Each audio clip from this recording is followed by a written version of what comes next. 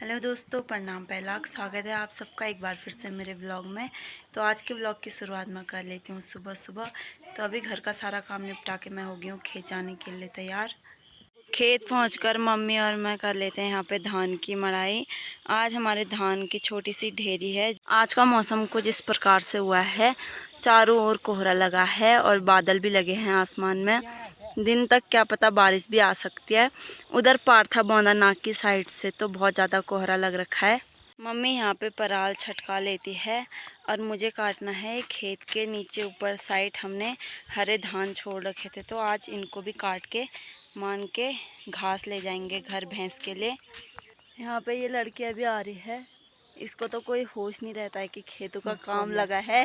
धान काटते काटते मेरे को यहाँ पे मिल गई है एक ककड़ी, जो कि हरी है अभी भी, और इसको अब मैं निकाल लूँगी। ककड़ी का नाम सुनते ही मुकेश यहाँ पे दौड़ते दौड़ते आ गया, जो कि अभी तक ताई लोगों के खेत में गया था और मम्मी से लड़ने भी लग गया है।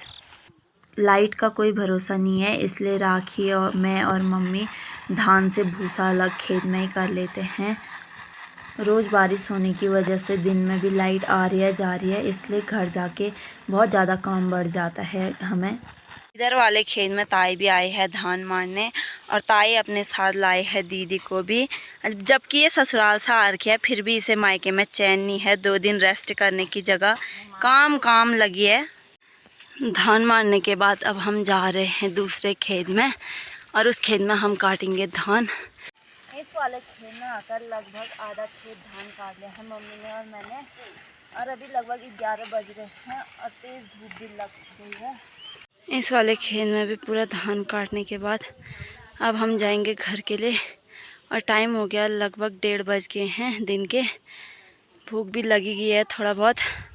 दिन का खाना खाने के बाद थोड़ा रेस्ट भी कर लिया है, और अभी मैं पहुंच गई हूँ भाभी लोगों के खेत में धान मारने, क्योंकि कल भाभी मेरे खेत में आई थी धान काटने। तो आज मैं आई हूँ पलड़ तराने, और साथ में हमारी बड़ी भाभी भी आ रखी है आज भाभी के साथ पलड़ लगाने के लिए।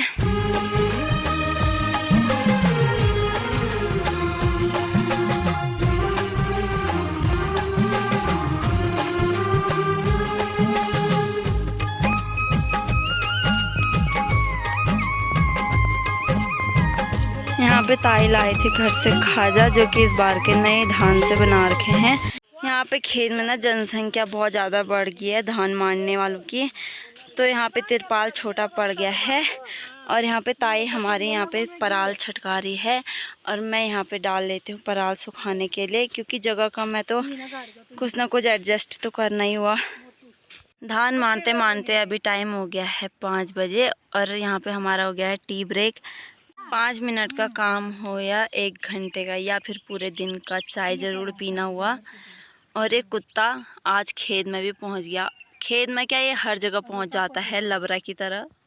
हम 6 लोगों ने लगभग 2 ढेरी धान की तो मड़ाई कर ली है, और शाम के अभी लगभग 5:30 भी बज गए हैं। चारों ओर से मौसम खतरनाक हो रखा है, बारिश आने को तैयार है। इधर थाला, तलवाड़ी, लोल्टी, ग्वालदम की साइड से भी मौसम बहुत ज़्यादा ख़राब हो रखा है।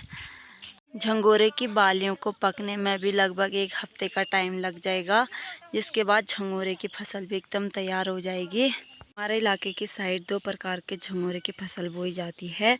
एक तो ये हो गया जिसे हम कहते हैं घरेलू झंगोरा, और एक ऐसी जब्बर झंगरू झंगोरा होता है जिसे हम कहते हैं देसी झंगोरा। पे हमारी पहलवान भाभी एक कट्टा धान लेके जाने लग गई है घर की ओर। बहुत ज़्यादा ताकत है, हाइट से ये मत सोचना कि कमज़ोर होगी। कल बड़ा बड़ा कढ़ाई माजा और आज इतना बड़ा बड़ा कट्टा ले जा रही, तो आप समझ ही सकते हो, अंदाज़ा लगा सकते हो कि कितनी ज़्यादा पहलवान होगी। दूसरा धान का कट्टा ताई जी ले जाते हैं। ताई मेरी 63-64 साल की हो गई हैं, और अभी भी बूढ़ी हड्डियों पे बहुत ज़्यादा ताकत है।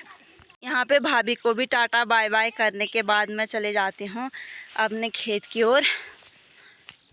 अपने खेत में तो मैं पहुँच गई, पर यहाँ पे मम्मी और राखी ने भी धान की मड़ाई कर ली थी, तो यहाँ पे राखी डाल रही है अभी पराल सुखाने के लिए। कामचोर ने आज काम जल्दी निपटा दिया, पर बहुत खुशी हुई। यहाँ पे मैं घर ही पहुँच रही थी कि भाभी एक कूड़ा फेंकने जा रही है।